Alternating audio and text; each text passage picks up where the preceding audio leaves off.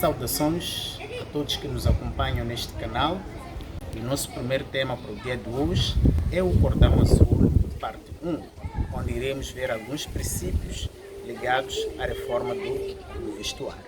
Para começarmos, iremos ler o livro de Números, capítulo 15, versículo 38 a 39, quando a palavra do Senhor nos diz o seguinte: Fala aos filhos de Israel e diz-lhes que façam para si franjas nas bordas das suas vestes, pelas suas gerações, e que ponham nas franjas das bordas um cordão azul.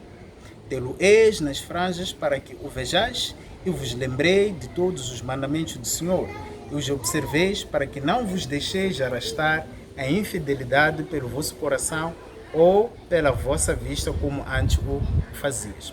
Queridos irmãos, aqui encontramos na palavra do Senhor que quando Deus tirou o seu povo do Egito para Canaã terrestre, lhes deu princípios no que diz respeito à reforma do vestuário, de modo que o povo fosse distinguido de outras nações que se encontravam ao redor do povo. E este princípio é que eles deviam colocar nas suas franjas um cordão azul, que os distinguiria de outras nações. E ao colocar este cordão azul, seria uma lembrança dos mandamentos de Deus que eles deviam observar, que eles protegeria da infidelidade onde eles já haviam participado no passado. E quando nós procuramos entender a importância da reforma do vestuário para o povo de Deus nesses últimos dias, lemos no livro Testemunhos para a Igreja, volume 4, o seguinte: para proteger o povo de Deus da corruptora influência do mundo, bem como para promover a saúde física e moral, foi a reforma do vestuário introduzido entre nós. Aqui, queridos irmãos, encontramos três aspectos importantes. Deus deseja nos proteger da influência do mundo, do mundanismo. E Deus quer promover a saúde física e moral dentro do seu povo. E a forma como ele achou que pudesse alcançar esses objetivos foi introduzindo a reforma do vestuário. Esta reforma do vestuário foi introduzida para ser uma bênção para o seu povo, de forma que o povo, ao sair e pregar o Evangelho eterno, ensinasse as pessoas a temer a Deus e a glorificá-lo. E nós sabemos que temer a Deus não é ter medo dele, mas sim é odiar o mal. E de que forma nós devemos glorificar a Deus? A primeira carta aos Coríntios, capítulo 10, versículo 31, diz o seguinte: portanto, quer comais, quer bebais, ou façais qualquer outra coisa, fazei tudo para a glória de Deus. Irmãos, aqui encontramos claramente que através da nossa alimentação, através daquilo que nós bebemos, devemos glorificar a Deus. Através daquilo que nós assistimos e escutamos, devemos glorificar a Deus. Através das nossas palavras e principalmente através da nossa forma de se vestir, devemos glorificar a Deus. Então, queridos irmãos, somos exortados a olharmos aquilo que nós colocamos como roupa, se glorifica a Deus ou não glorifica a Deus. Por quê? Porque a roupa transmite uma determinada mensagem. No livro Testemunhos para a Igreja, volume 4, quando nós continuamos, a profetisa do Senhor nos diz o seguinte: nossas palavras, ações e vestidos são diariamente pregadores vivos. A nossa roupa, irmãos, prega uma determinada mensagem. Continuando aí diz: juntando com Cristo ou espalhando.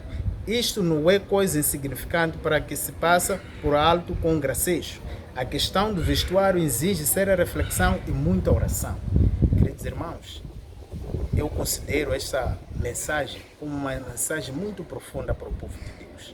Somos apelados a termos cuidado com a forma como nós nos vestimos, porque nós, através da forma como nós nos vestimos, podemos atrair almas a Cristo, assim como podemos afastar as almas de Cristo. Então, esta é uma questão muito importante. E ela diz que não é uma questão insignificante. Significa que é algo muito importante e sério. Por isso que exige uma séria reflexão e muita oração da parte do povo de Deus. Por quê? Porque o vestuário dá um testemunho. Conforme vocês podem ver na imagem a seguir, se eu perguntasse o que é que vocês veem, claramente vocês diriam que estão a ver um juiz. Mas por quê? Por causa da roupa que ele traz.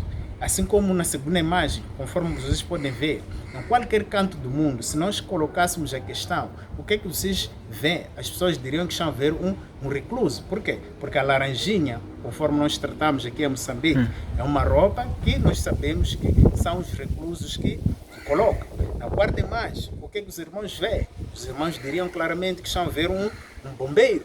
Mas ninguém vos disse que é um bombeiro. Mas através da sua roupa, vocês conseguem ver que é um bombeiro. Por quê? Porque o vestuário dá um testemunho. E a questão que se coloca é, o teu vestuário dá que testemunho? Será que dá um bom testemunho ou um mau testemunho?